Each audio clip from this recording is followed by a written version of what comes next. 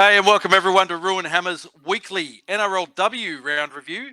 This week, we're going to take a quick look at the results from round 3 of the NRLW. Before we get started, I invite you all to like and subscribe to the YouTube channel to show your support for the content we create. Subscribing to our channel puts you in the draw to win some exclusive Roo Hammer merch. So click that subscribe button now. Rob, NRLW round 3, some great matchups this week. Let's jump into it and have a look. Absolutely. Round 3 of the NRLW kicked off at the SCG on Thursday night, and that was with the Roosters at home against the Dragons. The Roosters 30, Kelly with 2, Aitken, Parker, Poole and Frassard tries, Kelleher 3 from 6, and the Dragons 0. A commanding performance from the Roosters saw them get back to their winning ways on Thursday night with a 30-0 shutout of the Dragons at the Sydney Cricket Ground.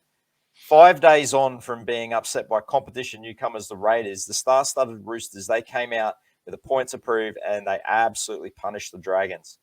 While the result is exactly what Coach John Strange was asking for, there will be some concern within the Tricolours after star prop Millie Boyle was placed on report for a hip drop, while centre Jess Surgis appears to play through an injury and didn't finish the game after missing last week with a hamstring complaint. So down 12-0 early in the second half, the air was knocked out of the Dragons when Kelly got over for a second in the 48th minute, and from there the floodgates just opened. And in the end, the Dragons, who completed 92% of their sets on the night, will look back with regret on a poor defensive effort that included 66 missed tackles and 10 leaked line breaks. Yeah, those 66 missed tackles. That's just massive. Yeah. You're never going to win a game of footy when you miss that many tackles. And as you said, it was a star-studded Roosters side. They've been tipped to win the comp, and yeah, they bounced back to form. 2 games of NRLW action on Saturday. The first game saw the Cowboys playing their inaugural home game at Queensland Country Bank Stadium in front of their home crowd, hosting the Broncos. But it was the Broncos who notched their first win of the season, 40-12 for the Broncos. Tries, Melly Huffengana, 4 tries. Gray, Hunt, Dam, Brigginshaw tries. Brigginshaw 4 from 8 goals for the Cowboys. Long and Natapuna tries. Dib 2 from 2 goals. And as I said, a 4-try haul to centre Melly Hufanga led 3-time NRL premiers Brisbane to a 40-12 win over the Cowboys in Townsville. After losses to the Roosters and Titans in the opening 2 rounds, the Broncos clicked into gear with Hufanga cashing in on the great work of playmakers Ali Brigginshaw and Gail Broughton insider. The 28-year-old World Cup star equalled the NRLW record for most tries in a match, which was set by Talina Simon for the Roosters way back in 2018. And she also came up with 15 tackle breaks as she toyed with the Cowboys' defence. The feel-good story of the NRLW, Broncos winger Tony Hunt, who did play outside Hufanga, scored a try in her first NRLW game since overcoming cancer. Great to see Tony Hunt back on the field. 5 of the Broncos forwards ran for over 100 metres. Brianna Clark, Tasman Gray, Romy Teitzel, Maria Denman and Chelsea Lenarduzzi. Yeah, what a win there for the Broncos. The second of the Saturday games was the only standalone NRLW game of the round, and that was the Sharks at home at PointsBet Stadium taking on the Titans. And it was the Titans 10, Bent, Ormond, Mansell tries, Brown 1 from 2. The Sharks 8, Takairangi, Robinson tries, and Preston 0 from 2. And a 69th minute Haley J. Ormond Mansell try enabled the Titans to maintain their unbeaten start to the NRLW season with a 10-8 defeat of the Sharks at PointsBet Stadium. So after trailing 8-0 at halftime, the Titans did not lead at any other time in the match until Ormond Mansell dived over to score with 90 seconds left on the clock. And Polite was a standout, while rookie halfback Sienna Lafipo was involved in both Gold Coast tries, and the 18-year-old forward Riley Jorgensen made a huge impact with some bruising tackles. Gillaroos World Cup forward Holly Wheeler made an impressive Sharks NRLW debut after recovering from knee surgery. She ran 97 metres in 49 minutes. And Cronulla second rower Vanessa Foliaki, she failed to finish the match after being forced from the field with a HIA in the 56th minute. Yeah, great win from the Titans. 2 games of Sunday footy, with the first game seeing the Eels hosting the Knights at CommBank Stadium. And it was the Knights 38. Clydesdale, Upton, Higgins, Predabon, Roach, Gallagher, Romaniuk tries. Southwell 5 from 7 goals. The Eels 4. Cherrington, their lone try scorer. But Parramatta captain Kennedy Cherrington, that try scorer, was sent off as the Knights polled on the points for a comfortable 38-4 victory over the Eels at Combank Stadium on Sunday. The Knights led 18-4 midway through the second half before Cherrington was given her marching orders by referee Belinda Sharp for a lifting tackle on Laishon Albert Jones, the niece of the great Stacey Jones, in the 44th minute of that game. The second send-off in NRLW history mattered little to the Knights, who had already set up a healthy 14-point lead before extending with a further 4 tries as the defending premiers took control of the grand final rematch.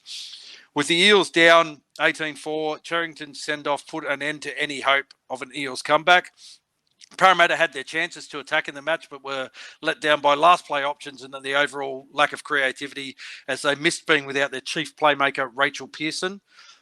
Excuse me. England recruit Georgia Roach played her first game in the NRLW after arriving to Australia on a 5-year contract, and Knights captain Hannah Southwell also made a successful return from a knee injury. Yeah, and the final game of the NRLW action for round 3 saw the Raiders at home for the second successive week taking on the leading Tigers. And the Raiders 28, Quinlan, Dodd, Tunagi, Soliola, Robbins, Retty tries, and Tamara 4 from 5. The Tigers 22, Tufuga 3, Apps tries, and Pilla Razabale 2 from 3, and Curtin 1 from 1. And the Canberra Raiders, they held off the fast-finishing West Tigers on a sunny afternoon in the nation's capital to claim a 28-22 victory at GIO Stadium. And the victory meant it was back-to-back wins for the first time in Canberra history in the competition, and the first historic first loss for the West Tigers as well in the NRLW. Despite a gallant performance from Leanne Tafuga, she crossed for a hat-trick in a beaten side. And losing star fullback Batelli Vetti-Walsh with a head knock in the 27th minute and then Kezi Apps in the sin bin for the second half, the West Tigers scored late to take the game down to the final minute, but couldn't catch the Raiders in the end. And the West Tigers continue that reputation as a team who promote the ball with another 11 offloads to the Raiders too. And Zahara Tamara, who last week became the first player to reach 100 NRLW points, she brought up a 50th NRLW conversion with her second conversion of the afternoon. Yeah, rewriting the record books, Zahara Tamara. Good win by the Raiders, mate. Unlikely. Hard to pick the form of the newer sides coming in, but they're going to be a hard team to beat, the Raiders. And after 3 rounds of action, let's have a look at the ladder. The Gold Coast Titans are the only unbeaten team in this season 2023. They sit on top of the competition ladder on 6 points. Then there are 4 teams 2 points behind them on 4 points. Last season's premiers, the Knights, in second, the Roosters in third, and the 2 newcomers in the Tigers and Raiders are in 4th and 5th. The Tigers in the top 4 at this point in time on points differential. The Broncos, with their first win of the season, move into 6th, with the Sharks in 7th, the Dragons in 8th, and the Cowboys in 9th. All 4 teams on 2 points. And the Eels, mate, they are 10th and stone motherless last, yet to record a win in season 2023. So don't forget this week's live show. The Roo Hammer live show will be on Wednesday night, 7:30 p.m. Australian Eastern Standard Time, 9:30 p.m. New Zealand Standard Time, where we will review the One New Zealand Warriors victory over the Titans at Seabus Stupa Stadium last Friday evening. We'll also be having a bit of a chat about the 2 pre-match and post-match fan events that we were fortunate enough to attend, and we'll also preview the Warriors versus Tigers Mike Doreen Cup happening this Saturday at Waikato Stadium, and we'll also have a look at the rest of the NRL and NRLW games. Please, if you're a fan of our content, make sure you like and subscribe to our YouTube channel so you don't miss any of the stream content. Yeah, and other ways that you can support us is to subscribe to our Patreon program. The links will be in the video description, or you can head to our Redbubble store, grab yourself some outstanding merch. We've got everything on there that you want. Jump on there, have a look, and look at the different prints and shirts that we've got there for you. Some novelty prints reliving Warriors legends past and present, and some other memorable moments in club history.